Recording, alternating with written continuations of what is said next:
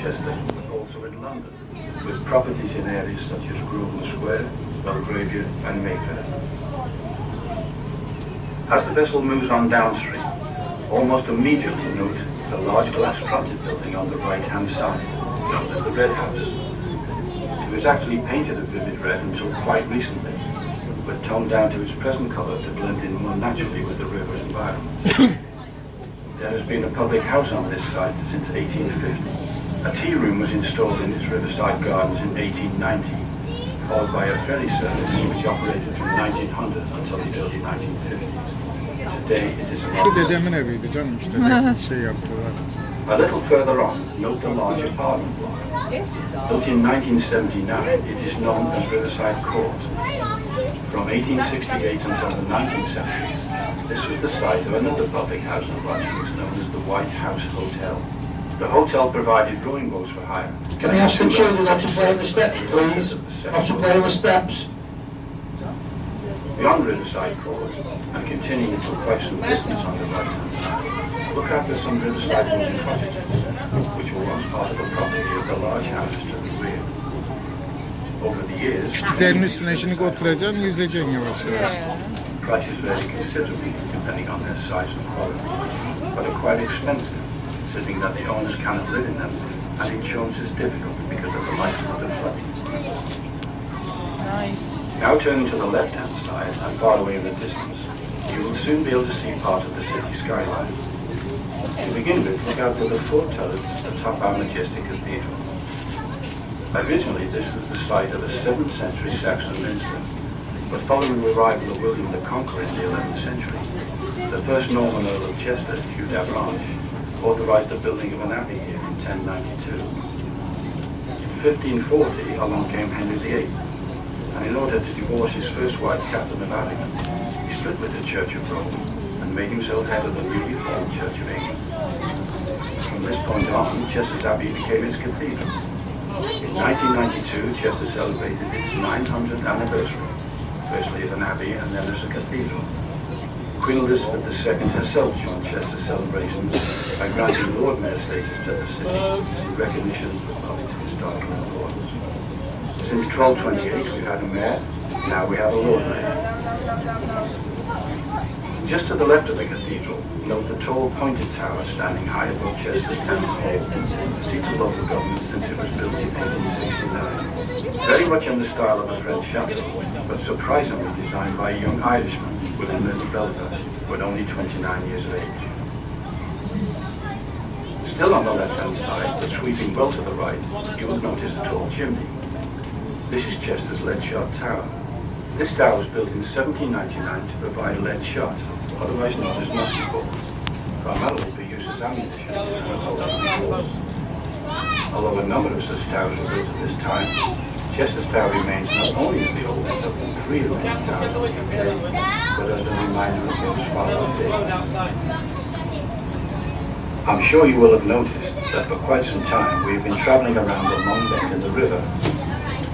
In the 11th century, the land on the left-hand side was actually an island, known in those days as an eyot or eye, and was owned by the Norman earls.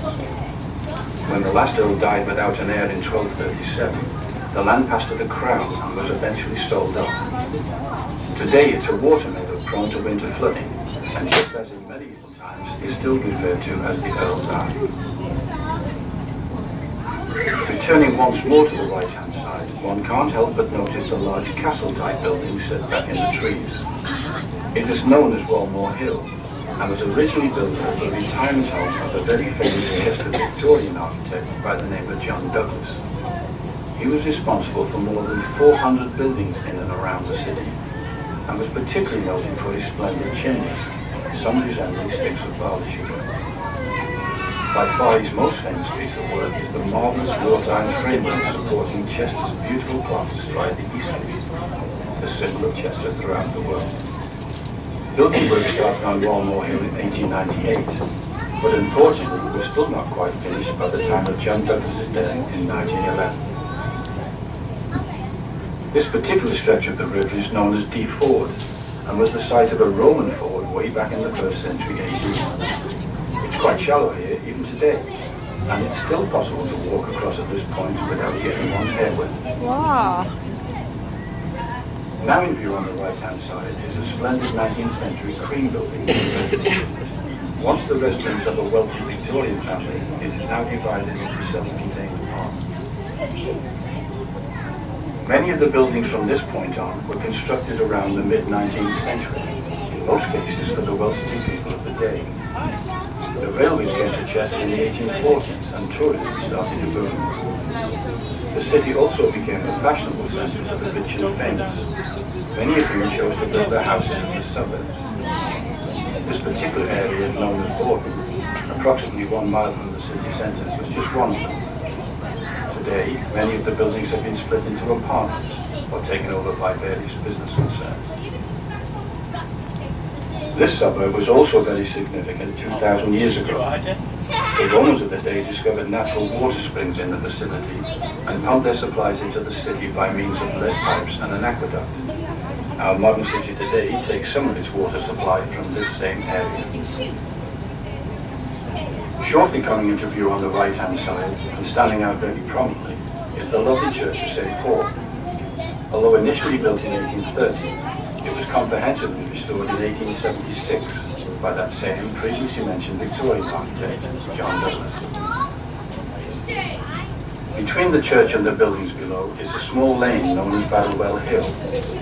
Today, the lane is not visible from this viewpoint, but in medieval times it ran all the way down to the river's edge. To explain this strange name, one has to go back to that period and the practice of witchcraft. Ladies, under suspicion, were brought here, tied into a barrel, and then rolled down the hill into the river. Should the lady subsequently drown, then she would be deemed innocent and already on her way to heaven. However, should she survive this ordeal, then she would be declared guilty, taken from the barrel, and transferred to a place of execution, where she would then be hanged. Clearly a classic no-win situation.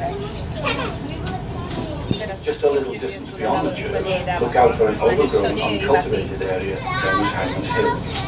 This was the place where certain executions were carried out. A little known fact is that 15% of those executed were actually men. It is still consecrated land and is unlikely to be built upon in the foreseeable future.